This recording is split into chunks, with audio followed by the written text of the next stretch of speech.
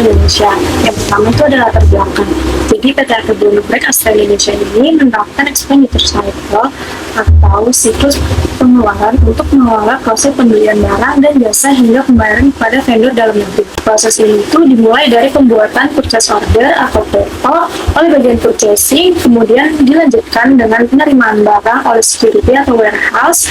Setelah barang diterima, finance melakukan verifikasi dokumen melalui proses three-way matching antara PO, LPB, dan invoice vendor. Jika seluruh dokumen telah sesuai, accounting akan mencatat utang usaha dan melakukan pembayaran kepada vendor. Pelaksanaan expenditure cycle yang baik sangat penting bagi PT Aker Bronebreak Astra Indonesia karena berkaitan langsung dengan kelancaran operasional perusahaan, pengendalian aset, keakuratan laporan keuangan, serta hubungan kerjasama dengan vendor. Oleh karena itu, pemahaman mengenai prosedur dan pengendalian dalam expenditure cycle vendor dalam negeri menjadi hal yang penting untuk dipelajari dan dianalisis. Selanjutnya ada rumusan masalah. Yang pertama, bagaimana penerapan expenditure cycle dari pemesanan hingga pembayaran vendor. Yang kedua, bagaimana proses pembelian, pengiriman, dan penerimaan barang agar sesuai prosedur perusahaan. Lalu yang ketiga, bagaimana pengendalian internal diterapkan untuk meminimalkan risiko kesalahan transaksi. Lalu yang keempat, bagaimana proses verifikasi dokumen dengan metode three-way matching. Lalu yang kelima, bagaimana proses mencatat utang usaha, PPN masukan, dan pembayaran vendor dilakukan secara akurat. Yang pertama itu ada mengetahui penerapan expenditure cycle dari proses pemesanan hingga pembayaran vendor. Lalu yang kedua itu ada memahami proses pembelian, pengiriman, penerimaan, dan pengecekan barang sesuai prosedur perusahaan. Lalu yang ketiga itu ada mengetahui penerapan pengendalian internal untuk mendukung keamanan dan kelancaran transaksi pembelian. Lalu yang keempat itu ada memahami proses verifikasi dokumen dengan metode three-way matching. Lalu yang kelima itu ada mengetahui proses pencatatan utang usaha, PPN masukan, dan pembayaran vendor secara akurat dan terstruktur. Selanjutnya itu ada manfaat penulisan. Yang pertama itu memberikan pemahaman mengenai penerapan expenditure cycle dari proses pemesanan hingga pembayaran vendor. Lalu yang kedua itu ada menambah pengetahuan tentang proses pembelian, pengiriman, penerimaan, dan pengecekan barang agar transaksi berjalan efektif dan sesuai dokumen perusahaan. Lalu yang ketiga itu ada memberikan wawasan mengenai penerapan pengendalian internal untuk mendukung keamanan dan ketetapan transaksi pembelian. Lalu yang keempat itu ada menambah pemahaman tentang verifikasi dokumen dengan metode three-way matching. Lalu yang kelima itu ada memberikan pemahaman mengenai pencatatan utang usaha, PPN masukan, dan pembayaran vendor agar transaksi tercatat akurat dan terstruktur.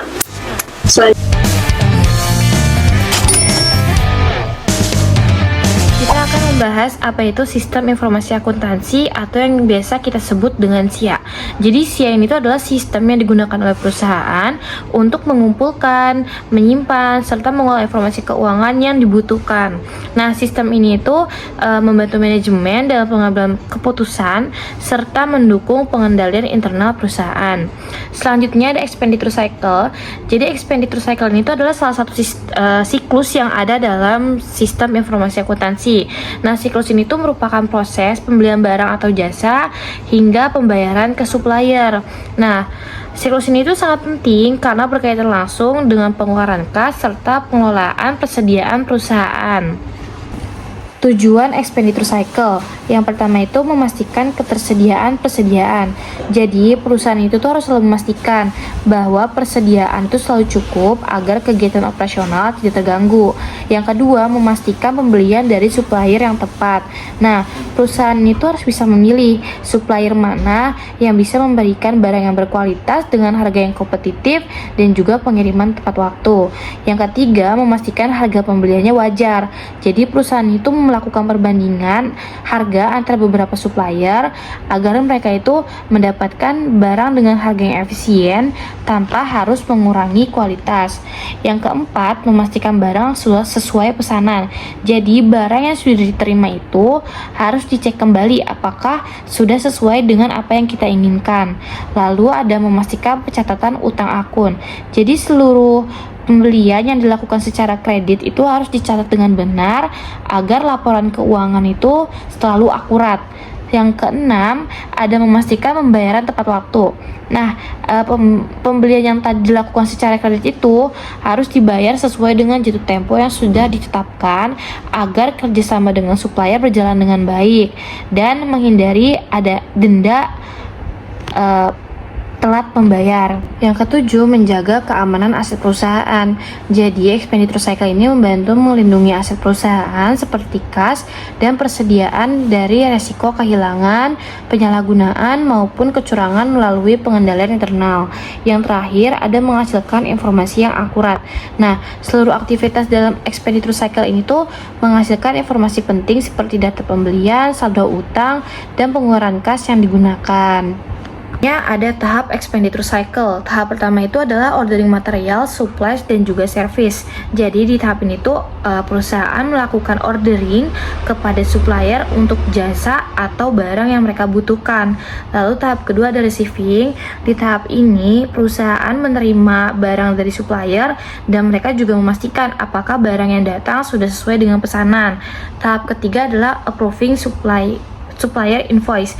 Nah, jadi di sini itu tuh perusahaan melakukan verifikasi invoice yang diberikan oleh supplier dengan dokumen-dokumen pendukung supaya tidak terjadi kesalahan pencatatan. Yang terakhir itu ada cash disbursement. Jadi di tahap terakhir ini perusahaan melakukan pembayaran kepada supplier sesuai dengan jatuh tempo dan perusahaan akan mencatat pengeluaran kas serta memperbarui data utang usaha. Ancaman dan pengendalian expenditure cycle. Yang pertama itu ada ancaman. Jadi ancaman-ancaman itu bisa saja terjadi dalam sebuah perusahaan. Yang pertama itu ada pembelian barang yang tidak diperlukan, kedua pembelian supplier yang tidak tepat, ketiga penerimaan barang rusak atau tidak sesuai pesanan, keempat terjadinya kesalahan pencatatan invoice, kelima pembayaran ganda, keenam adanya pencurian kas, dan yang terakhir adanya fraud dalam proses pembelian. Lalu ada juga pengendalian yang bisa dilakukan oleh perusahaan. Yang pertama itu ada otorisasi pembelian, kedua evaluasi supplier secara berkala, ketiga pemeriksaan barang saat diterima, keempat ada three-way matching. Jadi three-way matching itu tuh adalah prosedur yang dilakukan oleh perusahaan dalam transaksi pembelian sebelum invoice disetujui. Lalu ada juga pemisahan tugas atau segregation of duties, ada audit internal, dan yang terakhir melakukan rekonsiliasi bank secara rutin. Lalu selanjutnya ada peran sistem informasi akuntansi dalam expenditure cycle. Nah, sistem informasi akuntansi ini memiliki peran penting dalam perusahaan karena mereka membantu mengelola proses pembelian hingga pembayaran kepada supplier secara cepat, efisien, dan juga akurat. Sistem ini membantu perusahaan memantau persediaan secara real time agar perusahaan itu tahu kapan mereka harus melakukan pembelian kembali. Selain itu, sistem informasi akuntansi juga membantu mempercepat proses otorisasi pembelian dan pembayaran, mengurangi error, serta meningkatkan pengendalian internal perusahaan. Dokumen yang digunakan dalam expenditure cycle. Jadi di sini tuh ada 5 dokumen. Yang pertama itu ada purchase requisition. Nah, purchase requisition itu adalah tahap awal di mana perusahaan itu mengajukan pembelian kepada bagian purchasing. Lalu ada purchase order. Nah, setelah purchase requisition tadi disetujui, perusahaan ini bisa melakukan pembelian sebagai buktinya. Lalu ada dokumen receiving report. Dokumen itu sangat penting untuk memastikan apakah barang yang diterima sudah sesuai pesanan atau belum. Lalu ada supplier invoice. Jadi supplier invoice ini digunakan untuk melakukan pencatatan hutang dan untuk mengetahui seberapa besar yang harus dibayarkan kepada supplier. Dan yang terakhir ada cash disbursement voucher. Ini tuh sebagai invoice sebagai bukti bahwa pembayaran sudah disetujui dan akan melakukan proses pembayaran. Lalu selanjutnya ada pentingnya pengendalian internal pada expenditure cycle. Jadi pengendalian internal ini tuh sangat penting karena siklus ini tuh berhubungan langsung dengan pengeluaran kas perusahaan. Tanpa pengendalian yang baik, perusahaan itu bisa beresiko mengalami kesalahan pencatatan, pemborosan biaya, dan juga kecurangan. Salah satu bentuk pengendalian internalnya itu adalah segregation of duties. Nah, ini tuh dilakukan agar tidak terjadi penyalahgunaan wewenang. Selain itu, perusahaan juga perlu menerapkan sistem otorisasi transaksi, penggunaan dokumen bernomor urut, serta rekonsiliasi secara berkala. Nah, dengan proses pengendalian internal yang baik, maka perusahaan itu dapat meningkatkan efisiensi operasional serta mengurangi risiko fraud. Berikutnya ada documentation tools. Jadi documentation tools ini tuh merupakan alat yang digunakan untuk menggambarkan cara kerja suatu sistem secara visual maupun tertulis. Dalam sistem informasi akuntansi, documentation tools ini tuh membantu perusahaan memahami alur proses bisnis, aliran data, pengolahan data, penyimpanan data, dan pengendalian sistem perusahaan. Dokumentasi sistem itu biasanya dibuat dalam bentuk diagram, flowchart, table, ataupun narasi. Dengan adanya documentation tools ini, perusahaan dapat menganalisis kelemahan sistem, meningkatkan pengendalian internal, serta membantu proses pengembangan sistem informasi perusahaan. Nah, documentation tools yang akan kita bahas ada 3. Yang pertama itu ada business process diagram, data flow diagram, dan yang terakhir ada flowchart. Yang pertama ada business process diagram. Jadi business process diagram itu adalah diagram yang digunakan untuk menggambarkan proses bisnis perusahaan secara visual. Nah, diagram ini tuh menunjukkan urutan aktivitas proses bisnis dari awal hingga akhir. Fungsi bisnis proses diagram itu untuk membantu memahami alur proses bisnis perusahaan. Yang kedua, mempermudah koordinasi antar bagian perusahaan. Yang ketiga, membantu mengidentifikasi permasalahan operasional. Yang keempat, mendukung dokumentasi sistem perusahaan. Dan yang kelima itu untuk pelatihan karyawan baru. Selanjutnya ada jenis dari bisnis proses diagram. Di sini ada 3 jenis. Yang pertama itu ada diagram proses bisnis tradisional. Jenis ini tuh menggambarkan aktivitas perusahaan secara sederhana dan menggunakan simbol yang standar. Lalu jenis kedua ada bisnis proses flow diagram. Nah, jenis ini itu digunakan untuk menggambarkan urutan aktivitas dan juga perpindahan dokumen maupun informasi antar bagian perusahaan. Dan yang terakhir itu ada workflow diagram. Jenis ini tuh digunakan untuk menggambarkan hubungan antar sistem dan aliran data dalam aktivitas operasional perusahaan.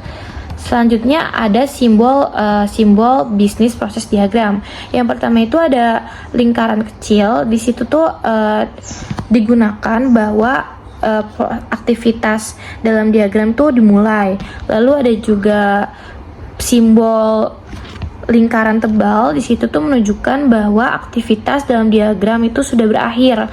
Lalu yang ketiga ada simbol persegi panjang, di mana simbol ini tuh digunakan untuk menunjukkan aktivitas atau pekerjaan yang sedang dilakukan dalam diagram tersebut. Lalu yang keempat ada simbol belah ketupat, di mana simbol ini tuh menunjukkan bahwa dalam diagram tersebut tuh ada suatu pilihan atau ada yang harus dievaluasi lebih lanjut sebelum proses berikutnya tuh dilakukan. Lalu yang kelima ada simbol panah. Jadi panah ini tuh menunjukkan dari satu aktivitas ke aktivitas lainnya supaya pembacanya itu lebih memahami untuk membaca diagram tersebut. Lalu yang terakhir itu ada simbol panah putus-putus. Jadi di sini tuh digunakan untuk menjelaskan suatu hal yang tidak bisa dijelaskan secara langsung. Selanjutnya ada pedoman penyusunan bisnis proses diagram. Yang pertama, kita harus mengidentifikasi dan juga memahami proses bisnis. Proses ini dilakukan dengan mengamati aktivitas operasional, memahami alur kerja, serta mengetahui bagian-bagian yang terlibat agar diagram yang dibuat sesuai dengan kondisi perusahaan. Yang kedua, mengabaikan item tertentu. Jadi dalam penyusunan diagram, tidak semua detail tuh harus dimasukkan karena beberapa aktivitas yang tidak terlalu penting atau jarang terjadi bisa kita abaikan. Lalu memutuskan seberapa banyak detail yang akan dimasukkan. Jadi penyusun diagram tuh perlu menentukan tingkat detail yang akan digunakan dalam BPD ini. Jika diagram dibentuk terlalu detail, maka diagram akan sulit dipahami.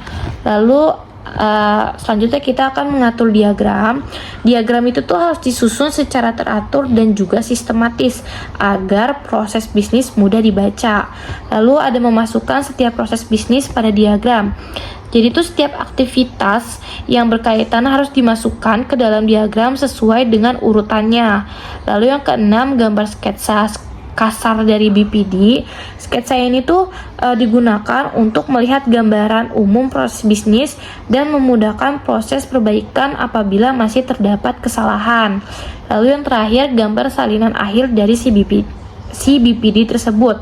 Diagram akhir inilah yang digunakan sebagai dokumentasi sistem perusahaan.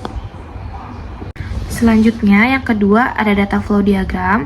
Jadi data flow diagram itu adalah alat dokumentasi yang digunakan untuk menggambarkan bagaimana sebuah data mengalir dalam suatu sistem. Nah, melalui data flow diagram ini, perusahaan dapat mengetahui bagaimana sebuah data disimpan, diproses, hingga menghasilkan output. Selain itu, data flow diagram juga memiliki elemen dasar. Yang pertama itu ada data source dan data destination. Ini tuh merupakan pihak yang mengirim maupun menerima data.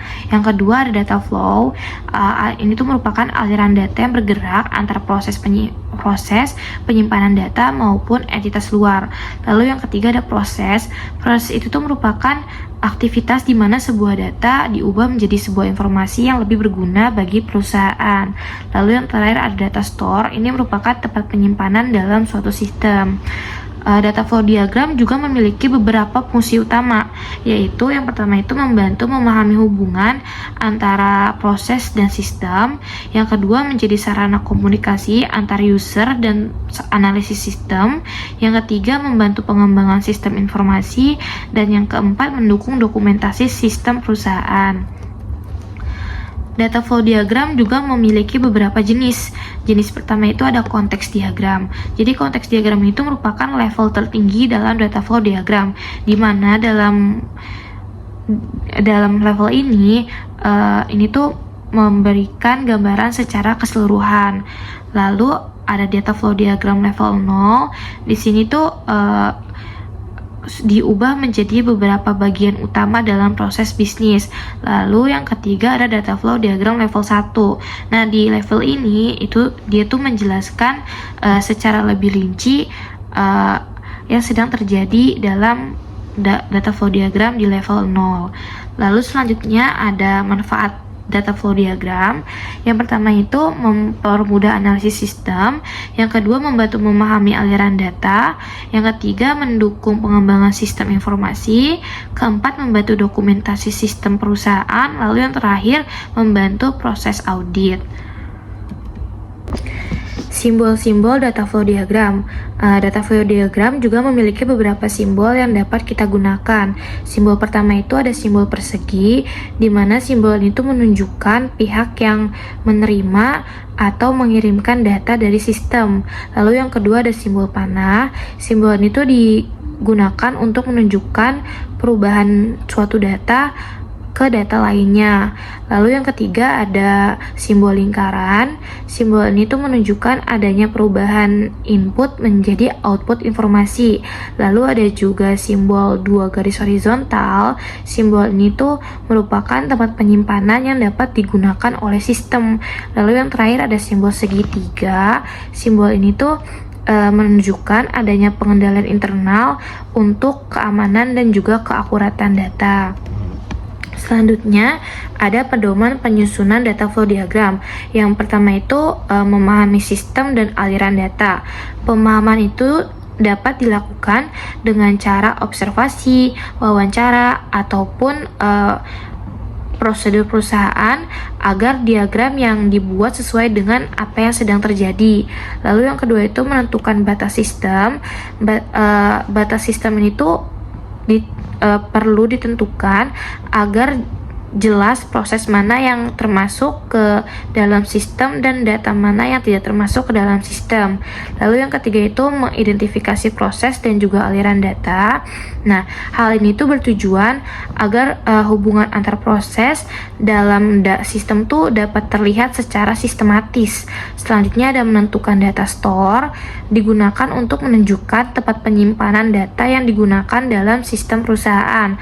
Lalu yang kelima ada memberikan nama proses secara jelas. Penamaan ini tuh biasanya menggunakan kata kerja yang menggambarkan aktivitas yang sedang dilakukan. Lalu yang keenam, menyusun diagram secara bertahap, di mana penyusunan secara bertahap ini tuh membantu pengguna memahami sistem menjadi beberapa level agar lebih mudah dipahami. Lalu yang ketujuh itu menghindari diagram yang terlalu padat. Data flow diagram itu kan perlu dibuat secara sederhana dan jika diperlukan dapat dibagi menjadi beberapa level. Lalu yang ke-8, melakukan evaluasi dan penyempurnaan diagram. Setelah diagram selesai dibuat, perlu dilakukan evaluasi lagi untuk memastikan apakah seluruh proses, aliran data, dan hubungan antar bagian sudah sesuai dengan kondisi perusahaan. Lalu yang ketiga ada flowchart. Flowchart itu adalah diagram yang digunakan untuk menggambarkan bagaimana urutan aktivitas, proses kerja, dan juga arus dokumen dalam sebuah perusahaan. Dalam sistem informasi akuntansi, flowchart ini tuh membantu perusahaan untuk mengetahui bagaimana transaksi diproses, siapa yang terlibat, dan bagaimana informasi mengalir dari satu bagian ke bagian lainnya. Nah, melalui flowchart ini, kita tuh dapat mengetahui dengan mudah bagaimana proses bisnis ini berjalan. Lalu ada konsep dasar flowchart. Yang pertama itu menggunakan alur proses secara visual. Yang kedua menggunakan simbol standar. Yang ketiga digunakan sebagai alat analisis sistem. Dan yang terakhir digunakan sebagai alat dokumentasi sistem. Selanjutnya ada fungsi dari flowchart. Yang pertama itu mempermudah pemahaman alur proses. Yang kedua membantu analisis dan juga evaluasi sistem. Yang ketiga mendukung pengembangan sistem informasi. Lalu yang keempat membantu dokumentasi prosedur perusahaan. Yang kelima membantu pelatihan karyawan baru. Dan yang terakhir itu mempermudah komunikasi antar bagian perusahaan. Oke, selanjutnya ada simbol-simbol dari flowchart itu sendiri yang bisa kita gunakan dalam proses bisnis. Simbol pertama itu ada dokumen, di mana simbol itu untuk menunjukkan dokumen elektronik atau fisik yang sedang kita gunakan dalam proses bisnis. Yang kedua ada multiple dokumen. Di simbol ini tuh digunakan jika ada lebih dari satu dokumen yang kita gunakan untuk proses bisnis. Yang ketiga ada electronic output. Simbol ini tuh menunjukkan informasi yang ditampilkan melalui perangkat elektronik. Lalu yang selanjutnya ada electronic data entry. Di sini menunjukkan proses input data ke dalam sistem komputer. Lalu ada juga simbol input atau output device. Di sini tuh menunjukkan alat yang digunakan untuk memasukkan atau mengeluarkan data. Lalu selanjutnya ada simbol proses atau computer processing. Simbol itu menunjukkan aktivitas pengolahan data. Selanjutnya ada simbol manual operation. Simbol ini tuh menunjukkan pekerjaan yang sedang dilakukan oleh manusia. Lalu ada juga simbol database. Simbol itu tuh menunjukkan tempat penyimpanan data dalam sistem. Lalu ada juga simbol magnetic tape. Simbol ini tuh menunjukkan media penyimpanan data berbentuk pita magnetik.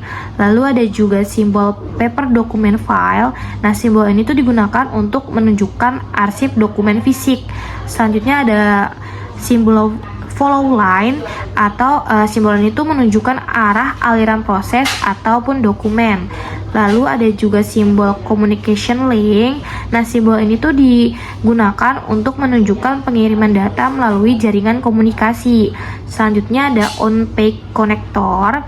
Simbol ini tuh menghubungkan aluran proses yang masih berada pada halaman yang sama. Lalu selanjutnya ada off-page connector. Simbol ini tuh menghubungkan alur proses ke halaman lain. Lalu ada juga terminal. Jadi simbol ini tuh menunjukkan awal ataupun titik akhir proses. Dan yang selanjutnya ada decision. Simbol ini tuh menunjukkan pengambilan keputusan yang menghasilkan beberapa kemungkinan. Yang terakhir ada annotation. Annotation ini tuh memberikan penjelasan tambahan terhadap suatu proses. Pedoman penyusunan flowchart. Yang pertama, kita harus memahami tujuan flowchart. Nah, hal ini tuh penting agar flowchart itu dapat menggambarkan proses sesuai dengan kebutuhan perusahaan. Yang kedua, menentukan batasan proses. Hal ini dilakukan agar flowchart itu lebih fokus dan tidak terlalu luas. Yang ketiga, mengumpulkan informasi proses. Informasi tersebut bisa kita kumpulkan melalui wawancara, observasi, atau mempelajari dokumen tertentu. Lalu yang keempat, menyusun urutan langkah kerja. Nah, penyusunan langkah kerja yang sistematis akan mempermudah penggunanya tuh memahami proses yang digambarkan. Yang kelima, memilih jenis flowchart yang tepat. Pemilihan jenis flowchart yang tepat itu harus menyesuaikan dengan tujuan dan juga kebutuhan perusahaan. Lalu yang keenam, menggunakan simbol sesuai dengan fungsinya. Nah, dalam flowchart itu digunakan simbol-simbol tertentu untuk menggambarkan proses, keputusan, dokumen, dan aliran urutan. Lalu yang terakhir, melakukan evaluasi pada flowchart. Nah, setelah flowchart selesai dibuat, perlu dilakukan evaluasi untuk memastikan bahwa seluruh proses itu sudah sesuai dengan yang sebenarnya sedang terjadi. Nah, selanjutnya kita akan membahas terkait PT Akebono Break Astra Indonesia. PT Akebono Break Astra Indonesia merupakan perusahaan manufaktur yang bergerak di bidang produksi sistem pengereman kendaraan, khususnya untuk sepeda motor dan mobil. Perusahaan ini merupakan hasil kerjasama antara Akebono Break Industry Co. Ltd. dengan PT Astra Autopart Tbk sebagai bagian dari Astra Group. Dalam kegiatan usahanya, perusahaan ini memproduksi berbagai komponen rem seperti disc brake, master cylinder, dan brake pad yang digunakan oleh berbagai produsen kendaraan bermotor di Indonesia maupun pasar ekspor. Dengan memadukan teknologi internasional dan kemampuan industri otomotif nasional, perusahaan ini menjadi salah satu pendukung perkembangan industri komponen otomotif di Indonesia. PT Akebono Break Astra Indonesia menerapkan standar kualitas tinggi, teknologi manufaktur yang efisien, serta prinsip continuous improvement untuk menjaga kualitas produk dan daya saing perusahaan. Selain itu, perusahaan juga menerapkan standar internasional dalam bidang kualitas, keselamatan kerja, dan lingkungan guna menciptakan proses produksi yang aman dan ramah lingkungan. Pengembangan potensi karyawan serta inovasi teknologi juga dilakukan secara berkelanjutan agar perusahaannya mampu meningkatkan produktivitas dan menjalankan operasional secara optimal. Nah, selanjutnya kita akan membahas terkait sistem informasi akuntansi PT Akebono Break Astra Indonesia. PT Akebono Break Astra Indonesia merupakan perusahaan manufaktur otomotif yang memiliki aktivitas operasional kompleks karena melibatkan hubungan bisnis dengan supplier dalam negeri maupun luar negeri, seperti Jepang, Thailand, Vietnam, dan Cina. Karena aktivitas perusahaan tidak hanya mencakup proses produksi, tapi juga transaksi internasional, pengadaan bahan baku, serta koordinasi dengan berbagai pihak. Kondisi inilah yang menuntut perusahaan untuk memiliki sistem pengelolaan data yang terstruktur agar seluruh aktivitas operasionalnya dapat berjalan secara efektif dan efisien terkendali. Sistem informasi akuntansi pada PT Akebono Break Astra Indonesia berfungsi untuk mengumpulkan, mencatat, mengelola, mengolah, dan menyajikan informasi keuangan maupun operasional perusahaan secara terintegrasi. Nah, sistem ini mendukung koordinasi antar bagian seperti purchasing, warehouse, production, finance, dan accounting secara real time, sehingga informasi transaksinya dapat dipantau dengan akurat. Selain membantu proses administrasi keuangan, sistem ini juga berperan dalam meningkatkan efisiensi operasional, pengendalian internal, transparansi, serta mendukung pengambilan keputusan strategis perusahaan di tengah persaingan industri otomotif global. Nah, selanjutnya kita akan membahas terkait Expenditure Cycle PT Akebono Break Astra Indonesia. Expenditure Cycle atau siklus pengeluaran merupakan bagian penting dalam informasi akuntansi yang berkaitan dengan proses pembelian barang dan jasa, pencatatan utang, serta pembayaran kepada supplier. Pada PT Akebono Break Astra Indonesia, Expenditure Cycle ini memiliki peranan penting karena perusahaan membutuhkan bahan baku dan komponen produksi dalam jumlah yang sangat besar untuk mendukung kegiatan manufaktur. Proses ini tuh meliputi pengajuan kebutuhan barang, pemesanan kepada supplier, penerimaan barang, pemeriksaan kualitas, pencatatan utang usaha, sampai pada akhirnya perusahaan harus membayarkan kepada supplier. Seluruh aktivitas tersebut dilakukan secara terkoordinasi agar proses produksinya dapat berjalan lancar tanpa adanya hambatan. Sebagai perusahaan manufaktur yang bekerja sama dengan supplier dalam maupun luar negeri, PT Akebono Break Astra Indonesia menghadapi kompleksitas transaksi yang tinggi sehingga memerlukan sistem informasi yang terintegrasi.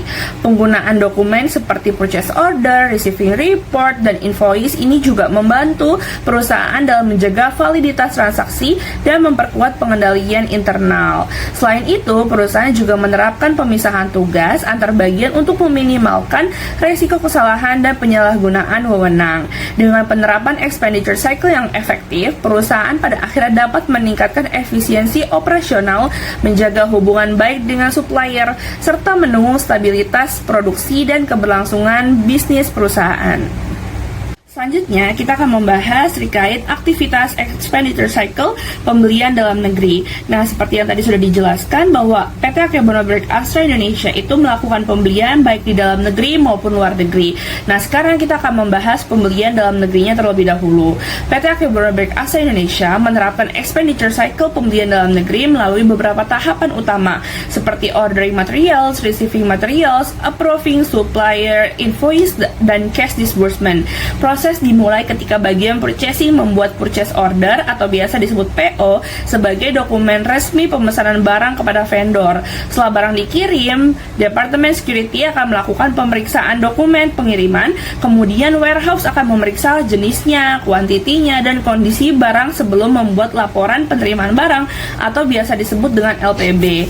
Nah, tahap berikutnya adalah verifikasi invoice oleh Departemen Finance melalui proses three-way matching antara purchase order, LPB, dan invoice vendor untuk memastikan kesesuaian transaksi. Setelah invoice yang disetujui, barulah Departemen Accounting akan mencatat utang usaha dan melakukan pembayaran kepada vendor pada tanggal jatuh tempo yang telah ditentukan. Setelah pembayarannya selesai, bagian accounting ini akan melakukan proses clearing utang usaha dan pencatatan pengeluaran ke kas ke dalam sistem akuntansi perusahaan. Nah, seluruh tahapan tersebut dilakukan untuk menjaga kelancaran operasional, meningkatkan pengendalian internal, serta memastikan transaksi pembelian dan pembayaran berjalan secara akurat dan terstruktur. Selanjutnya, kita akan membahas expenditure cycle pembelian luar negeri. Prosesnya ini dimulai ketika pemesanan barang oleh Departemen Purchasing kepada vendor luar negeri melalui purchase order. Dokumen tersebut harus mencakup informasi terkait jenis barang, kuantiti, harga, dan mata uang asing, serta ketentuan pengiriman internasional. Nah, setelah itu, vendor harus mengirimkan barang beserta dokumen impor seperti commercial invoice, packing list, dan bill of lading. Dalam proses pengiriman internasional, perusahaan Akebono juga bekerja sama dengan forwarder untuk menangani shipment dan custom clearance sebelum barang diterima oleh warehouse. Setelah barangnya diterima dan diperiksa kesesuaiannya, warehouse membuat laporan penerimaan barang atau biasa kita sebut LPB sebagai bukti bahwa barangnya sudah diterima oleh PT. Nah, tahap selanjutnya adalah verifikasi invoice vendor oleh Departemen Finance melalui pengecekan purchase order, LPB, dan commercial invoice untuk memastikan kesesuaian transaksi. Setelah dokumen disetujui, accounting akan mencatat utang usaha serta biaya impor ke dalam sistem akuntansi perusahaan. Pada tahap cash disbursement, perusahaan melakukan pembayaran internasional melalui transfer yang telah disepakati dengan memperhatikan kurs valuta asing. Setelah pembayaran selesai, accounting melakukan proses clearing utang usaha dan mencatat selisih kurs apabila terjadi perubahan nilai tukar mata uang asing. Nah, seluruh proses tersebut dilakukan untuk mendukung kelancaran transaksi internasional, menjaga internal control, dan memastikan operasional perusahaan berjalan secara efektif dan terstruktur. Nah, lalu apa sih perbedaan expenditure cycle pada perusahaan manufaktur dengan perusahaan yang lainnya? Expenditure cycle pada perusahaan manufaktur ini memiliki karakteristik yang lebih kompleks dibandingkan perusahaan jasa maupun dagang karena harus berhubungan langsung dengan proses produksi dan pengelolaan persediaan. Pada perusahaan manufaktur seperti PT Akebono Break Astra Indonesia, expenditure cycle ini berfokus pada pengadaan bahan baku, komponen produksi, serta pengendalian persediaan agar proses produksinya juga bisa berjalan dengan lancar. Aktivitas ini juga pada akhirnya melibatkan banyak sekali departemen seperti purchasing, warehouse, production, quality control, finance, dan accounting. Sebaliknya, perusahaan jasa atau barang biasanya lebih banyak melakukan pengeluaran untuk mendukung aktivitas pelayanan seperti pembayaran jasa, profesional, dan biaya operasional kantor atau pemeliharaan barang dan sehingga pengelolaan persediaan tidak menjadi fokus utama. Nah, perbedaan lainnya itu pada penggunaan dokumen dan sistem pengendalian internal. Perusahaan manufaktur menggunakan dokumen yang lebih lengkap seperti purchase order, surat jalan, laporan penerimaan barang, bahkan invoice untuk memastikan bahwa barang persediaan yang dibeli sudah sesuai dengan kebutuhan produksi dan kualitas perusahaan. Selain itu, perusahaan manufaktur juga memerlukan sistem informasi yang terintegrasi untuk mengelola data pembelian, persediaan, dan pembayaran secara real time. Dengan kompleksitas transaksi yang lebih tinggi, perusahaan manufaktur juga memerlukan pengawasan dan pengendalian internal yang lebih kuat dibandingkan perusahaan lainnya seperti jasa maupun barang untuk tetap menjaga efisiensi operasional dan kelancaran dalam kegiatan produksi mereka. Selanjutnya, kita akan membahas terkait risiko dalam expenditure cycle di PT Akebono Break Astra Indonesia. Pelaksanaan expenditure cycle pada PT Akebono Break Astra Indonesia ini melibatkan beberapa departemen seperti purchasing, security, warehouse, finance, maupun accounting yang pastinya masing-masing departemen akan memiliki resiko operasional yang berbeda. Nah, pada departemen purchasing, resiko yang dapat terjadi meliputi kesalahan pemesanan barang, pemilihan vendor yang tidak sesuai standar, keterlambatan pengadaan, serta kesalahan penggunaan mata uang dan syarat perdagangan internasional jika dilakukan di luar negeri. Nah, sedangkan departemen security itu bisa menghadapi resiko barang masuk tanpa adanya dokumen resmi atau salah dalam mengecek adanya tidak kesesuaian barang dengan dokumen pengiriman dan lemahnya pengawasan terhadap keamanan aset perusahaan. Nah, sementara itu departemen warehouse juga akan mengalami resiko seperti kesalahan menghitung kuantiti barang, kerusakan atau kehilangan barang di gudang, serta kesalahan pencatatan penerimaan barang. Nah, kalau departemen finance resikonya itu meliputi kesalahan verifikasi invoice, pembayaran yang tidak valid, keterlambatan verifikasi tagihan, dan ketidaksesuaian dokumen dalam proses penyocokan atau three-way matching. Selain itu, departemen accounting juga bisa menghadapi resiko pencatatan salah transaksi atau kesalahan perhitungan PPN, keterlambatan dalam pembayaran vendor, atau juga serta resiko selisih kurs mata uang asing dalam transaksi impor dan ekspor. Nah, untuk meminimalkan resiko tersebut, maka PT Akebono Break Astra Indonesia ini menerapkan internal control dan sistem informasi akuntansi yang terintegrasi agar seluruh transaksinya atau pembeliannya dan pembayarannya dapat diproses secara akurat, aman, dan terdokumentasi dengan baik. Nah, selanjutnya kita akan membahas terkait pengendalian internal dalam expenditure cycle. PT Akebono Break Astra Indonesia menerapkan pengendalian internal dalam expenditure cycle untuk meminimalkan resiko kesalahan transaksi, penyalahgunaan wewenang, serta menjaga keamanan aset perusahaan. Pengendalian tersebut dilakukan melalui proses yang namanya review atau approval, purchase requisition, serta purchase order sebelum transaksinya dilakukan, sehingga pembelian barang dilakukan sesuai kebutuhan dan otoritas perusahaan. Selain itu, perusahaan hanya bekerja sama dengan approved supplier untuk memastikan kualitas barang dan kelancaran pengadaan bahan baku. Jadi, bagian purchasing tidak memiliki hak untuk mengganti supplier. Pada saat penerimaan barang, Departemen Security harus memeriksa dokumen pengiriman dan memastikan adanya purchase order resmi sebelum barang diperoleh masuk ke area perusahaan. Dan setiap bagian security yang akan mengecek surat jalan dan lain sebagainya itu harus memberikan stempel dan tanda tangan sebagai bukti akan adanya tanggung jawab dari apapun yang masuk ke dalam perusahaan. Perusahaan juga menerapkan segregation of duties atau pemisahan tugas antara bagian penerimaan barang dan pengelolaan persediaan untuk mengurangi resiko kesalahan ataupun kecurangan. Nah, dalam proses verifikasi invoice, Departemen Finance melakukan three-way matching antara purchase order, LPB, dan invoice vendor sebelum pembayarannya disetujui. Nah, selain itu, perusahaan juga membatasi akses terhadap dokumen dan aset perusahaan serta menerapkan otorisasi pembayaran dan pencatatan cash disbursement yang sangat terstruktur. Pengendalian internal tersebut akan membantu perusahaan untuk meningkatkan akurasi informasi akuntansi, efektivitas pengawasan operasional, serta menjaga keamanan dan kelancaran aktivitas expenditure cycle di dalam perusahaan.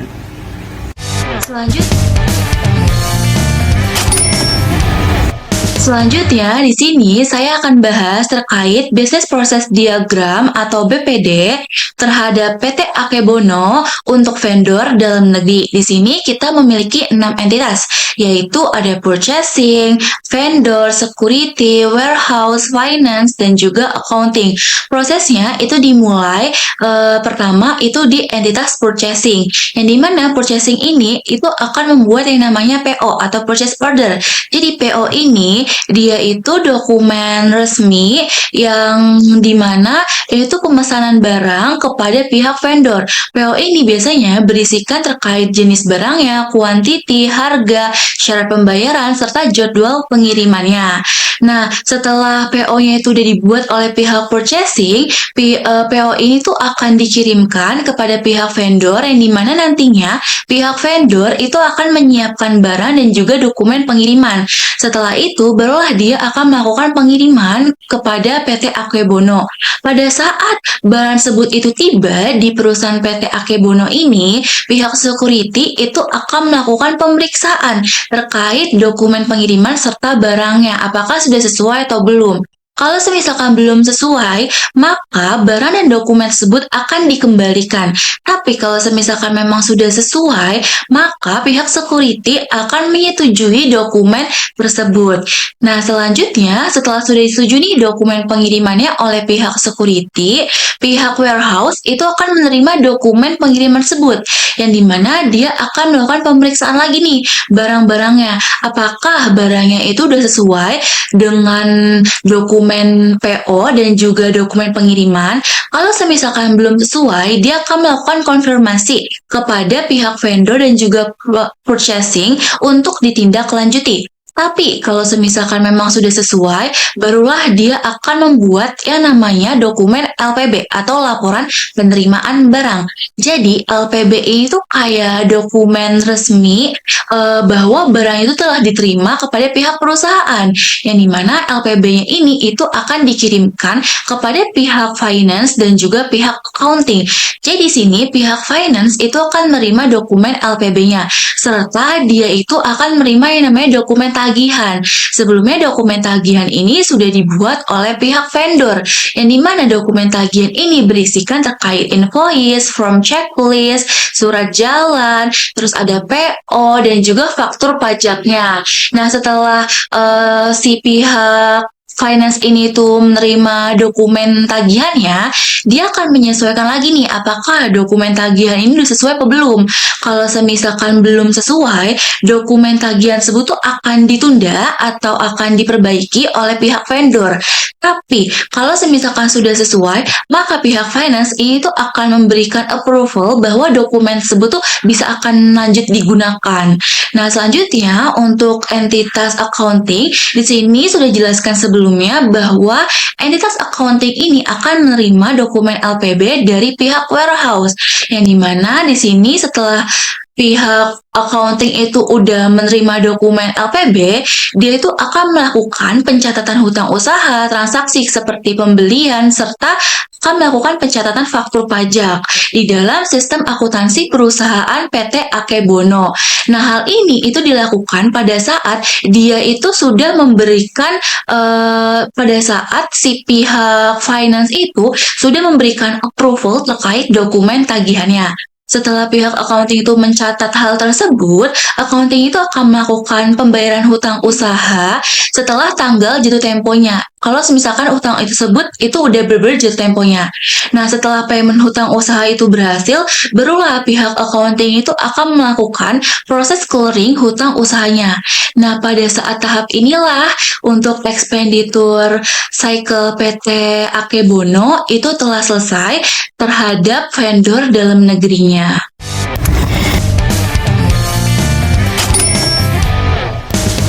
Nah, untuk bagian flowchart, kita juga akan membahas ada dua flowchart. Yang pertama, flowchart dalam negeri dan flowchart luar negeri. Yang pertama akan kita bahas adalah flowchart dalam negeri. Nah, flowchart dalam negeri ini prosesnya dimulai dari bagian purchasing dengan tanda terminal di bagian start sini, lalu membuat purchase order dengan tanda manual, lalu dokumen purchase order ini akan dikirimkan ke bagian vendor, maka di tanda on page bagian A ini akan dibuka. Lalu lanjut ke bagian vendor, ini akan ada purchase order yang diterima. Lalu ketika sudah menerima purchase order, bagian vendor ini akan menyiapkan barang dan membuat dokumen pengiriman. Dokumen pengiriman ini terdiri dari beberapa dokumen, ada salinan purchase order dan ada delivery order. Lalu setelah itu vendor akan mengirimkan barang dan dokumen. Kita langsung lanjut ke on page yang bagian B. Nah, on page bagian B ini akan lanjut ke bagian security. Bagian security ini pasti akan melakukan pengecekan dokumen ketika barang dan dokumennya sampai ke PT Akebono Break Astra Indonesia. Nah, setelah melakukan pengecekan dokumen, akan ada namanya decision. Apakah dokumennya sesuai? Jika dokumennya tidak sesuai, maka harus dikembalikan barang dan dokumennya. Jika barangnya sesuai, itu akan menyetujui dokumen untuk bisa lanjut ke bagian warehouse. Nah, dilanjutkan dengan tanda on page di sini, bagian C, lalu ke warehouse. Nah, di bagian warehouse ini akan menerima barang. Barangnya juga akan dilakukan pengecekan apakah kuantitinya sesuai, jenisnya sesuai, dan lain-lain. Lalu dibuka lagi dengan tanda decision di sini, apakah barangnya sudah sesuai. Jika barangnya tidak sesuai, maka harus dikonfirmasi ke dalam vendor dan purchasing untuk dilakukan perbaikan atau pengembalian. Lalu ditutup dengan tanda M. Nah, tapi jika barangnya sesuai, maka akan dibuatkan LPB atau laporan penerimaan barang sebagai tanda bahwa barangnya sudah diterima dengan baik dan disetujui. Lalu, laporan penerimaan barang ini akan diberikan kepada bagian finance dan bagian accounting. Lalu pada saat LPB ini dibuat, maka bagian vendor juga akan membuat dokumen tagihan sebagai tanda bahwa tagihan atau barang yang dikirimkan sudah bisa dibuat tagihan. Lalu maka di sini dilanjutkan dengan on page yang F. Nah, kita lanjut ke bagian finance. Di bagian finance ada dua on page yang akan dibuka, yaitu D dan F. Di bagian D ini lanjutan dari bagian warehouse, di mana bagian finance ini akan menerima laporan penerimaan barang bahwa ini adalah sebagai bukti barangnya sudah diterima, yang nantinya juga bagian vendor akan langsung menagih ke bagian finance. Maka LPB ini harus diarsip sebagai dokumen pendukung nantinya atau pengendalian internal perusahaan. Nah, di on page F ini ada tagihan yang diterima oleh bagian finance, terdiri dari beberapa dokumen seperti invoice asli, form checklist, delivery order, purchase order. Fakturnya ada dua, ada faktur asli dan kopi faktur. Nah, selanjutnya bagian finance ini akan memverifikasi dokumen melalui komputer, lalu akan ada decision apakah dokumennya sudah sesuai semua dengan LPB yang tadi sudah diarsipkan. Kalau misalnya jawabannya tidak, maka dokumennya harus ditunda dan selesai. Tapi jika dokumennya sudah sesuai, itu harus ada penyetujuan dokumen, dan setelah dokumennya disetujui akan ada penyerahan dokumen untuk ke bagian accounting. Nah, di bagian accounting ini ada on page dari bagian warehouse dan finance. Di bagian warehouse ini dengan on page E itu akan dilanjutkan dalam penerimaan LPB atau laporan penerimaan barang, lalu diarsip sebagai tanda bukti pendukung dan pengendalian internal. Lalu di bagian on page G ini accounting akan melanjutkan pencatatan utang usaha ke dalam sistem informasi perusahaan. Nah, lalu setelah itu ada pencatatan faktur pajak yang juga dengan tanda journal atau ledger sebagai tanda ini dicatat di dalam sistem informasi akuntansi, lalu melakukan melakukan pembayaran saat jatuh tempo. Setelah itu ada proses clearing accounts payable. Ini juga dilakukan di jurnal atau ledger, tanda jurnal atau ledger sebagai tanda bahwa clearing accounts payable dicatat dalam sistem informasi akuntansi perusahaan dan selesai. Nah, itulah sebagai akhir dari flowchart dalam negeri bagi expenditure cycle PT Akebono Break Astra Indonesia.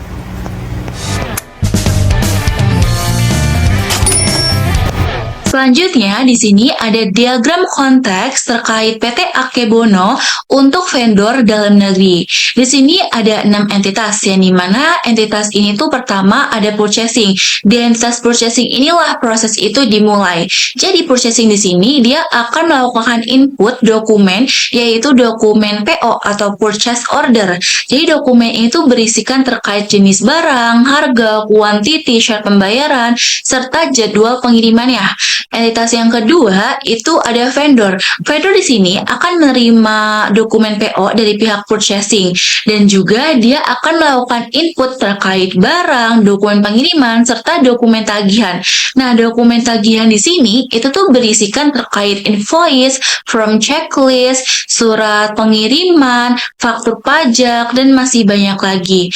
Nah, selanjutnya entitas yang ketiga itu ada security. Security di sini itu akan melakukan pemeriksaan terkait dokumen pengiriman yang sudah diberikan kepada pihak vendor. Jadi pihak vendor ini kan melakukan input dokumen pengiriman kan. Nah, dokumen pengiriman ini akan diproses lah di expenditure cycle yang dimana akan diproses oleh entitas si security tersebut.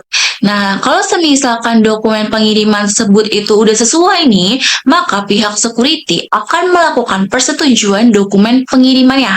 Selanjutnya, entitas yang keempat itu ada warehouse. Di sini, warehouse itu akan melakukan penerimaan barang dan juga dokumen pengiriman dari pihak security dan juga pihak vendor. Setelah itu, barulah si pihak warehouse ini akan melakukan pemeriksaan barangnya nih. Barangnya tersebut itu udah sesuai belum sih sama dokumen PO dan juga dokumen pengiriman? Oh, kalau misalkan sudah sesuai, berarti pihak warehouse ini tuh wajib membuat yang namanya dokumen LPB. Jadi LPB itu adalah laporan penerimaan barang. Jadi ini tuh dokumen resmi untuk menyatakan bahwa barang tersebut itu telah diterima oleh pihak perusahaan. Nah, LPB ini itu akan dikirimkan kepada bagian finance dan juga accounting. Selanjutnya, entitas yang kelima itu ada finance. Finance di sini itu akan menerima dokumen tagihan dari vendor serta dokumen LPB dari warehouse. Yang dimana setelah itu si pihak finance ini itu akan memeriksa nih apakah dokumen tagihannya itu sesuai apa belum dari pihak vendor. Kalau misalkan sudah sesuai, barulah pihak finance ini akan memberikan approval dokumen tagihan tersebut. Nah, setelah itu, entitas yang terakhir atau yang keenam itu ada accounting. Jadi, accounting di sini itu akan menerima yang namanya dokumen LPB dari pihak warehouse. Serta setelah dia sudah melakukan penerimaan dokumen LPB-nya, dia akan melakukan pencatatan hutang usaha, terus juga pencatatan transaksi seperti pembelian, penjualan, dan banyak lagi, serta dia akan melakukan pencatatan yang namanya faktur pajak. Kalau semisalkan si pihak finance ini sudah memberikan approval dokumen tagihannya, barulah dia akan melakukan pencatatan tersebut. Nah, setelah sudah melakukan pencatatan hal tersebut, si pihak accounting ini akan melakukan payment hutang usahanya kepada pihak vendor kalau semisalkan memang sudah tanggal jatuh temponya. Nah, nantinya di sini pihak vendor itu pastinya akan menerima pembayaran hutang usaha dari pihak accounting kan. Nah, setelah itu pihak accounting ini barulah mereka akan melakukan yang namanya proses clearing hutang usaha. Pada tahap inilah untuk expenditure cycle PT Akebono terhadap vendor dalam negeri telah selesai.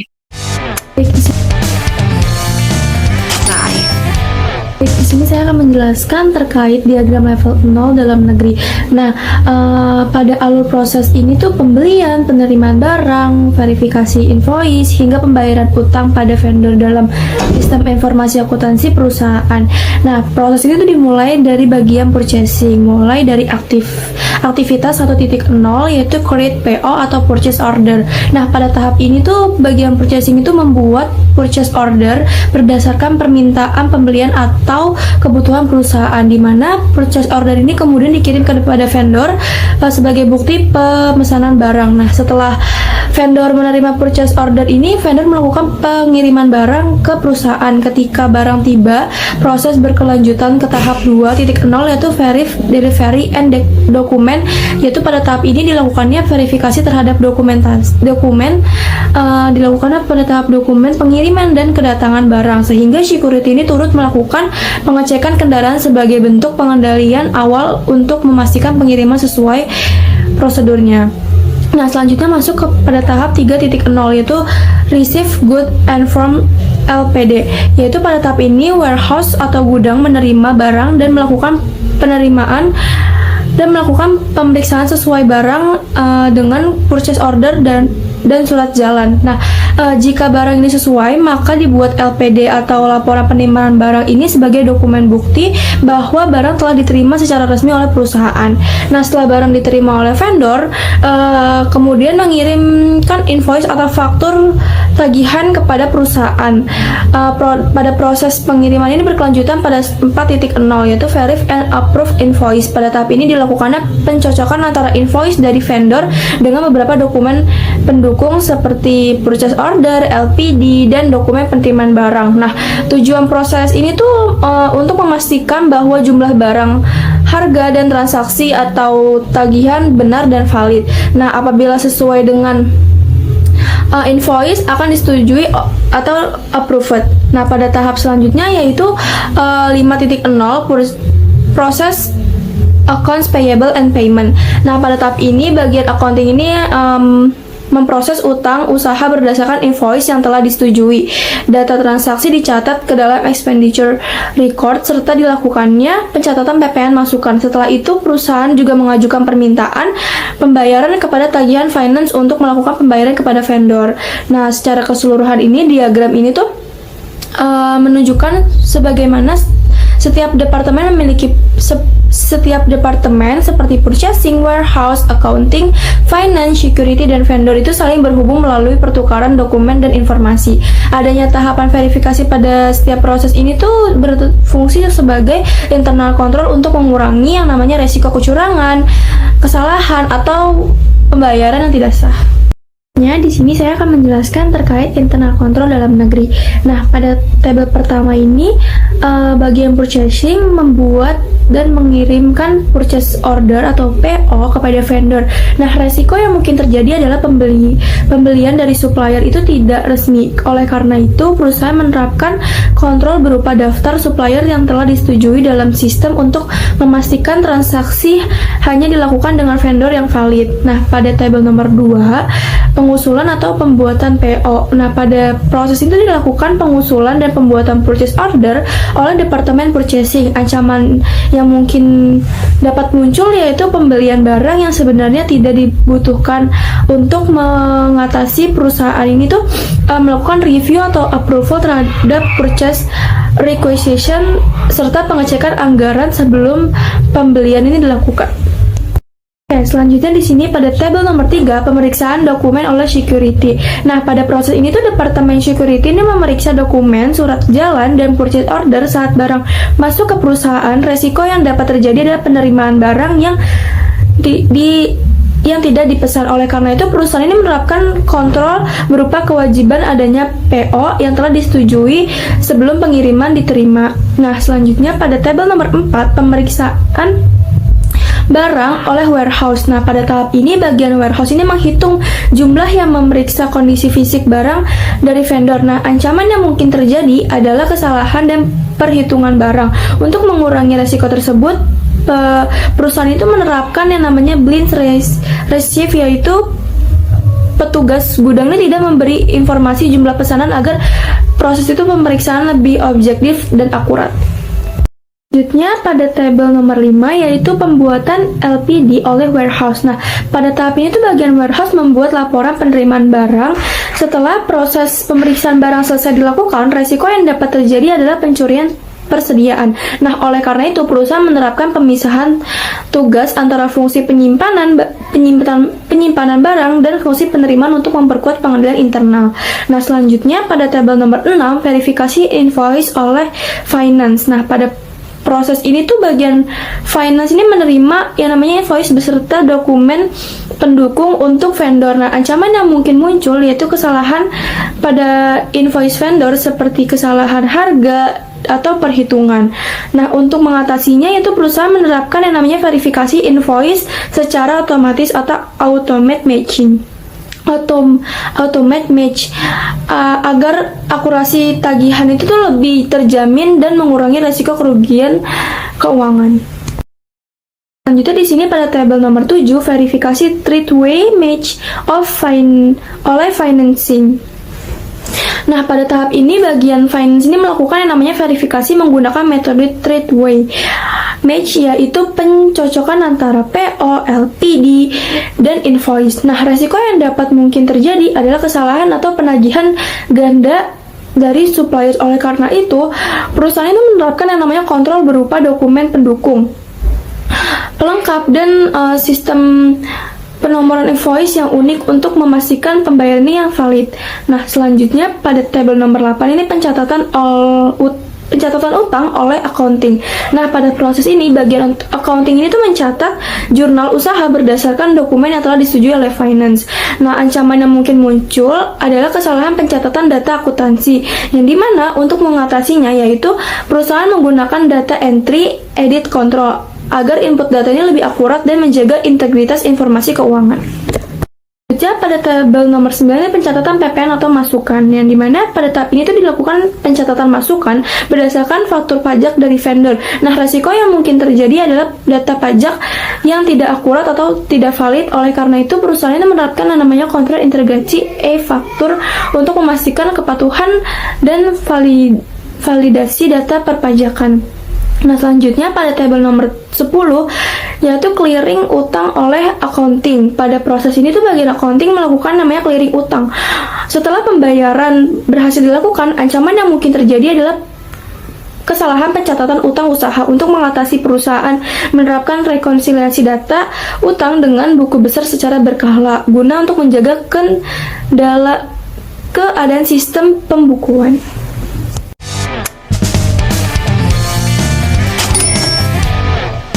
Selanjutnya ada bisnis proses diagram luar negeri.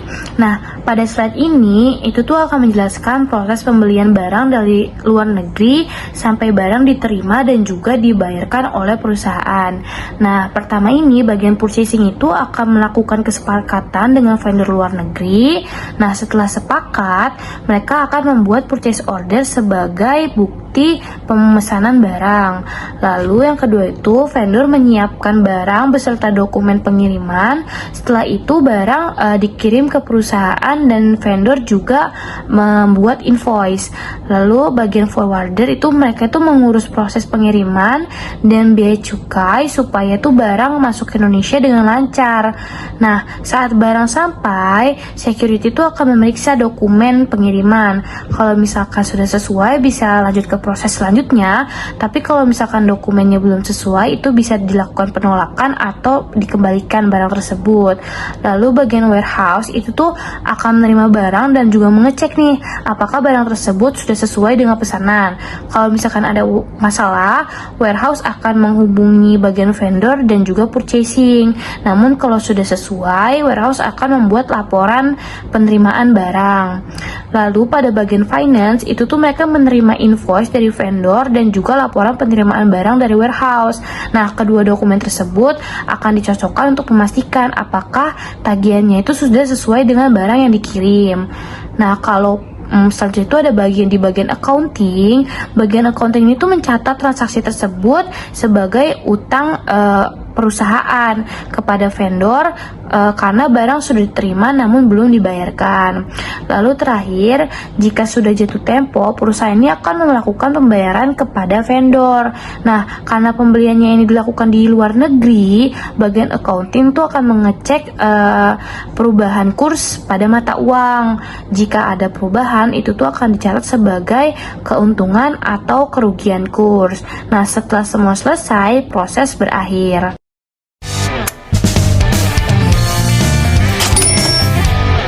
Nah, selanjutnya kita akan membahas terkait flowchart expenditure cycle di luar negeri PT Akebono Break Astra Indonesia. Nah, dimulai dari purchasing, di sini ada tanda start sebagai terminal, lalu melakukan kesepakatan vendor luar negeri. Nah, bedanya kalau bagian ini di luar negeri, kontekan atau kesepakatan dengan vendornya itu dilakukan by system. Jadi vendor luar negeri ini sudah bisa masuk ke dalam portal PT Akebono Break Astra Indonesia. Jadi prosesnya memang lebih di dalam komputer saja dan di dalam sistem. Selanjutnya itu setelah melakukan kesepakatan vendor luar negeri, ini akan membuat purchase order overseas yang juga akan dibuat di dalam sistem. Lalu dalam purchase order tersebut akan dilanjutkan dengan on page bagian A yang akan dilanjut ke bagian vendor. Nah, di bagian vendor ini akan menerima purchase order overseas, lalu setelah itu mereka akan menyiapkan barang dan dokumen. Nah, dokumennya di sini ada packing listnya 2, lalu bill of lading, freight forwarder, sama certificate of origin. Nah, setelah dokumennya sudah disiapkan, lalu lanjut ke pengiriman barang dokumen. Nah, pengiriman barang dan dokumen ini lanjutnya dengan on page bagian B yang nantinya akan lanjut kepada bagian forwarder. Forwarder ini adalah logistik yang akan membantu perusahaan PT Akebono Break Astra Indonesia untuk melakukan pembelian ke luar negeri. Nah, selanjutnya di bagian forwarder ini tuh dilanjutkan on page bagian B. Nah, forwarder ini adalah bagian logistik yang akan membantu PT Akebono Break Astra Indonesia menerima barang dari luar negeri. Nah, lalu forwarder ini akan menerima barang dan dokumen dari vendor, lalu melakukan proses shipment atau melakukan proses pengiriman. Setelah itu melakukan custom clearance. Nah, custom clearance ini itu adalah proses pabean yang wajib dilalui untuk setiap barang yang impor atau ekspor dari suatu negara. Tujuannya untuk memastikan pengirimannya sudah mematuhi peraturan serta menyelesaikan kewajiban pembayaran bea masuk dan pajak sebelum barangnya diizinkan didistribusikan gitu. Nah, setelah semuanya diurus, barulah terjadinya pengiriman barang dan dokumen dan ditutup dengan on page bagian C yang nantinya akan dilanjutkan ke bagian security atau ketika barangnya sampai di dalam perusahaan. Nah, ketika barangnya sudah sampai di bagian security, itu bagian security ini akan melakukan pengecekan dokumen dan akan terjadi decision apakah dokumennya sesuai atau tidak. Nah, jika dokumennya tidak sesuai, maka security akan melakukan security akan meminta untuk barangnya dikembalikan dan dokumennya pun dikembalikan lalu ditutup dengan tanda N di sini. Nah, jika dokumennya sesuai, maka di sini bagian security ini harus menyetujui dokumen dan barangnya untuk masuk ke bagian warehouse. Makanya di sini tutup di on page bagian D. Nah, di sini warehouse-nya juga dilanjut dengan on page bagian D ketika mereka menerima barang dari si forwarder tadi setelah melalui security. Nah, setelah itu melakukan pengecekan barang, apakah jenisnya sesuai, apakah kuantitinya sudah pas, dan kualitasnya apakah sudah sesuai. Nah, dari sini ada lagi decision, apakah barangnya sudah sesuai. Kalau barangnya tidak sesuai, maka akan dikonfirmasi ke vendor dan purchasing untuk dilakukan perbaikan maupun pengembalian. Tapi jika barangnya sudah sesuai, maka bagian warehouse ini akan membuat LPB atau laporan penerimaan barang yang nantinya LPB ini dokumennya akan di on page dengan bagian E dan bagian F sebagai tanda bahwa ini akan dikirimkan ke bagian finance dan ke bagian accounting. Setelah membuat LPB sebagai tanda bahwa barangnya sudah sesuai, maka bagian vendor sudah dapat menagih tagihan kepada PT Akebono Break Astra Indonesia. Maka di sini juga ada membuat dokumen tagihan di bagian vendor lalu dengan on page bagian G. Nah, bagian G ini akan langsung menuju ke bagian finance. Dan di bagian finance ini ada on page E dan on page G. On page E ini sebagai tanda bahwa sudah menerima LPB dari bagian warehouse, tanda bahwa memang sudah benar adanya barang yang tiba di dalam warehouse. Nah, dokumen laporan penerimaan barang ini akan diarsip oleh bagian finance sebagai bukti dukungan atau pengendalian internal control dari perusahaan. Nah, setelah itu di bagian on page G ini juga bagian finance akan menerima tagihan dari vendor yang isinya ada invoice asli, form checklist, bill of lading, purchase order, invoice forwarder, dan PIB. Nah, dokumen-dokumen ini akan diverifikasi oleh bagian finance melalui sistem apakah sudah benar atau belum. Nah, di sini makanya timbul lagi simbol decision. Apakah dokumennya sudah sesuai? Kalau dokumennya tidak sesuai, maka dokumennya harus ditunda terlebih dahulu dan akan dikonfirmasi ke bagian vendor untuk disesuaikan. Jika dokumennya sudah sesuai, maka bagian finance ini akan melakukan tagihan, akan mencatat tagihan impor barang. Makanya di sini ada simbol electronic data entry bahwa datanya akan dimasukkan ke dalam sistem komputer. Nah, lalu di sini pada akhirnya ada simbol database sebagai data bahwa perusahaan memang melakukan data impor barang. Nah, setelah dokumennya juga disetujui, kita lanjut ke bagian on page bagian H. Bagian H ini akan langsung menuju ke bagian accounting. Bagian accounting tadi ada on page bagian F dan bagian H. Bagian F ini juga menerima LPB dan akan diarsip sebagai bukti pendukung maupun sebagai internal control dalam perusahaan. Makanya di sini ada tanda arsip. Nah, di bagian H, on page H ini, maka bagian accounting ini akan mencatat utang usaha. Maka simbol yang di sini yang timbul adalah jurnal atau ledger. Setelah pencatatan utang usaha, maka akan ada decision apakah tagihannya lebih dari 50 juta atau tidak. Jika tagihannya tidak lebih dari 50 juta, maka akan bisa langsung nih ke transaksi pembelian barang dan barang impor. Ini akan langsung dicatat data entry-nya ke dalam sistem. Tapi jika tagihannya iya, itu lebih dari 50 juta, maka bagian accounting itu harus menstempel dulu dokumen yang ada. Setelah itu barulah bisa mencatat data elektronik data entry di perusahaan sebagai transaksi pembelian barang impor. Setelah itu dicatat dengan simbol jurnal atau ledger sebagai tanda pembelian impor barang yang dicatat dalam sistem informasi akuntansi perusahaan. Setelah itu ada pengecekan kurs valuta asing dan melakukan pembayaran. Setelah itu selesai, setelah melakukan pembayaran selesai, maka ada proses clearing accounts payable dan proses ini juga disimbolkan dengan jurnal atau ledger sebagai tanda bahwa clearing accounts payable-nya sudah dicatat dalam sistem informasi akuntansi perusahaan. Nah, di sini ada decision lagi, apakah ada selisih kurs? Kalau misalnya tidak ada selisih kurs, maka proses flowchart expenditure cycle di dalam perusahaan PT Akebono Break Astra Indonesia sudah selesai. Tapi jika ada selisih kurs, maka harus dicatat untung dan rugi dari selisih kurs tersebut. Nah, setelah itu barulah terjadi selesai proses expenditure cycle PT Akebono Break Astra Indonesia.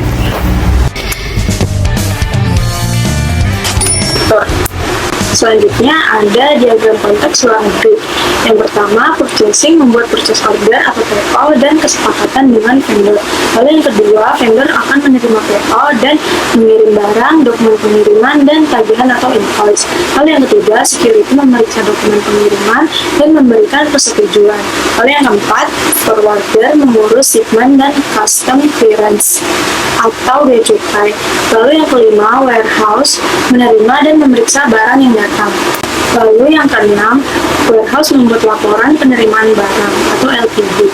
Yang ketujuh, expenditure cycle mencocokkan PO, invoice, dan LPB.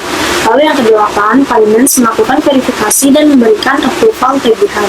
Lalu yang kesembilan, accounting akan mencatat pembelian impor, utang, serta gain atau loss kurs. Lalu yang ke-10, finance atau accounting melakukan pembayaran utang usaha pada vendor. Lalu yang ke-11, accounting akan melakukan clearing utang sehingga transaksi pembelian impor selesai. Selanjutnya ada selanjutnya pada slide ini saya akan menjelaskan data flow diagram atau DFD untuk proses expenditure cycle luar negeri PT Akebono Break Astra Indonesia. Sebelum masuk ke alurnya, kita lihat dulu simbol-simbol yang akan digunakan. Nah, simbol kotak yang berwarna biru ini menunjukkan data source and destination atau pihak yang berinteraksi dengan sistem. Nah, di diagram ini juga terdapat vendor luar negeri, purchasing, forwarder, finance, security, warehouse, dan accounting. Kemudian simbol panah menunjukkan data flow, yaitu aliran data atau dokumen dari satu bagian ke bagian yang lain. Simbol lingkaran menunjukkan transformasi proses, yaitu aktivitas yang mengolah data. Sedangkan simbol 2 garis horizontal itu menunjukkan data store, yaitu tempat penyimpanan data yang akan digunakan kembali oleh proses lainnya. Nah, sekarang kita masuk ke alurnya. Prosesnya itu dimulai dari vendor luar negeri dan purchasing. Vendor mengirimkan permintaan penawaran dan dokumen penawaran kepada perusahaan. Data tersebut masuk ke proses 1.0, yaitu Establish Overseas Agreement and Create PO, nah atau Purchase Order. Pada tahap ini, purchasing membuat kesepakatan pembelian luar negeri atau Overseas Agreement dan kemudian membuat Purchase Order. Hasil dari proses 1.0 berupa Overseas Purchase Order yang kemudian disimpan ke data source pertama, yaitu Overseas Purchase Order and Receive File. Nah, data store ini tuh berfungsi untuk menyimpan seluruh informasi pemesanan dan nantinya akan digunakan pada proses berikutnya. Selanjutnya kita bergerak ke bagian kiri bawah. Nah, disinilah terdapat forwarder atau salah satu forwarder dari PT Akebono Break Astra Indonesia adalah Kintetsu World Express yang mengirimkan data pengiriman berupa shipment dan custom clearance data seperti PIB, duty, dan PPN. Nah, data tersebut itu masuk ke proses 2.0 yaitu receive dan forward goods. Nah, selain data pengiriman, forwarder ini juga mengirimkan dokumen pendukung seperti invoice asli, form checklist, forwarder, invoice, dan PIB dan PO. Nah, dari proses 2.0 ini barang beserta dokumen transportasinya itu akan diteruskan ke proses 3.0 inspect and receive goods. Nah, pada tahap ini perusahaan akan melakukan pemeriksaan barang yang datang. Selain menggunakan dokumen dari proses 2.0, proses ini juga mengambil data dari data store Overseas Purchase Order and Receive File untuk memastikan kalau barang yang diterima itu memang sudah sesuai dengan pemesanan. Setelah diperiksa, terdapat aliran data ke security yang berupa status keamanan atau security clearance. Nah, jika barangnya lolos pemeriksaan, barang akan diteruskan dan diperbolehkan masuk ke bagian warehouse sebagai tanda penerimaan barang konfirmasi. Hasil tersebut dari proses ini adalah laporan penerimaan barang, nantinya akan dibuat oleh bagian warehouse yang kemudian dikirim kembali dan disimpan ke data store Overseas Purchase Order and Receive File. Berikutnya masuk ke proses 4.0 yaitu Verify Vendor Invoice. Nah, pada tahap ini tuh bagian finance akan menerima invoice dari vendor dan mencocokkan dengan data yang ada di data store seperti purchase order, laporan penerimaan barang yang tujuannya itu untuk memastikan nih bahwa barang yang ditagih memang sudah sesuai pesanan dan sudah diterima oleh bagian warehouse. Jika sudah sesuai, maka invoice disetujui menjadi approved invoice. Nah, approved invoice ini kemudian diteruskan ke proses 5.0 record accounts payable. Pada tahap ini, perusahaan mencatat kewajiban dan hutang kepada vendor. Selain mencatat invoice, sistem juga mencatat komponen pajak seperti duty dan PPN, dan hasil pencatatan ini akan disimpan ke data store kedua yaitu invoice and accounts payable ledger file. Nah, data store ini itu menyimpan seluruh informasi invoice dan hutang dagang yang nantinya akan digunakan untuk pengecekan kurs mata uang asing dan FX rate check serta instruksi bank sebelum pembayaran dilakukan. Nah, setelah seluruh verifikasi selesai, pembayarannya akan dilakukan kepada vendor. Hasilnya akan berupa payment data yang dikirimkan ke bagian accounting untuk dicatat dalam sistem informasi akuntansi. Jika dilihat alur DFD ini akan dimulai dari pembuatan purchase order, dilanjutkan penerimaan, pemeriksaan barang, verifikasi invoice sampai akhirnya pencatatan utang hingga pembayaran kepada vendor. Nah, seluruh proses ini saling terhubung melalui 3 data store utama, yaitu Overseas Purchase Order dan Receive File Invoice, dan Accounts Payable Ledger File, dan Update Accounts Payable gitu. Nah, maka dari situ selesai proses untuk Expenditure Cycle di FD luar negeri PT Akebono Break Astra Indonesia. Indonesia. Selanjutnya, di sini ada internal control terhadap vendor luar negeri. Di sini yang pertama, itu ada purchasing, itu membuat purchase order atau PO overseas kepada vendor luar negeri. Nah, untuk activitiesnya berdasarkan tabel 14.1, dia akan masuk ke dalam ordering. Sedangkan untuk treats-nya, dia akan masuk ke dalam nomor 10, yaitu purchasing from unauthorized suppliers. Selanjutnya, untuk weakness-nya atau kelemahannya di sini, si purchasing itu tuh membeli suatu barang itu dari vendor yang belum disetujui oleh pihak perusahaan, sehingga hal ini tuh menyebabkan resiko terjadi penipuan atau kualitas barang yang nggak sesuai itu tinggi. Makanya di sini kita untuk meminimalisir adanya hal tersebut, kita kontrolnya itu memakai 10.1 dan juga 10.2. Untuk function of control tersebut itu adalah kita tuh mau memastikan bahwa pembelian itu hanya dilakukan kepada vendor yang memang benar-benar telah disetujui ataupun telah diverifikasi oleh pihak perusahaan. Selanjutnya untuk yang kedua itu ada vendor luar negeri itu tuh menyiapkan barang dan dokumen pengiriman internasional. Nah, untuk aktivitas berdasarkan tabelnya itu akan masuk ke dalam ordering juga. Nah, untuk treatnya dia itu akan masuk ke nomor 8, yaitu purchasing goods of inferior quality. Jadi di sini untuk weakness-nya dia itu adalah barang impor yang diterima itu tuh nggak sesuai sama spesifikasi atau dia itu memiliki kualitas yang rendah. Nah, sedangkan kontrolnya itu untuk meminimalisir hal tersebut, kita akan memakai kontrolnya itu nomor 8.1. Nah, function of control tersebut itu adalah di sini kita akan menjaga kualitas barang itu melalui evaluasi dan juga monitoring performa dari pihak suppliernya. Di sini yang ketiga itu ada forwarder, itu menangani proses shipment dan juga custom clearance. Nah, untuk activitiesnya berdasarkan tabel itu dia memasuki ke dalam general issues through the expenditure cycle. Untuk treats-nya itu di nomor 2 yaitu ada unauthorized disclosure of sensitive information. Di sini untuk weakness-nya adalah dokumen impor serta data transaksi itu bisa bocor selama proses pengiriman internasional. Makanya di sini kontrolnya itu adalah menggunakan 2.1 dan juga 2.2. Function of control tersebut itu adalah kita akan melindungi keamanan data dan juga membatasi akses dokumen hanya kepada pihak yang berwenang. Selanjutnya yang keempat itu ada security, itu akan melakukan pengecekan dokumen kendaraan dan juga barang sebelum barang dan dokumen tersebut itu memasuki area perusahaan. Untuk aktivitas berdasarkan table, dia itu akan masuk ke dalam receiving. Dan untuk treats-nya, dia itu akan masuk ke dalam nomor 12, yaitu ada accepting unordered items. Untuk weakness-nya, dia itu akan masuk yaitu berupa perusahaan ini itu tuh beresiko menerima barang yang memang nggak sesuai ataupun barang tersebut tuh emang nggak pernah dipesan sebelumnya.